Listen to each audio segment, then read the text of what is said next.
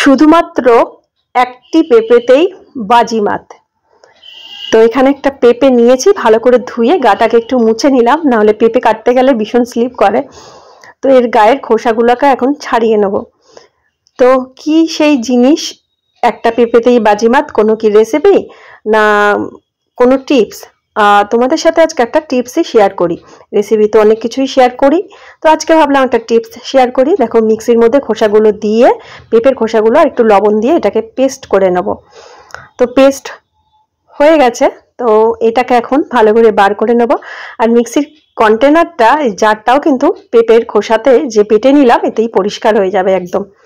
তো নিয়ে নেওয়া হচ্ছে শিঙি মাছ, কেটে পরিষ্কার করে নেওয়া হয়েছে। আর এখন এর মধ্যে কিছুটা পেঁপে যে বেটে নিয়েছি, তো সেটাকে এর মধ্যে লবণ এর মধ্যে দেওয়া আছে, দিয়ে খানিকক্ষণ মেখে রেখে দেবো, আধ ঘন্টা মতো রেখে দেবো।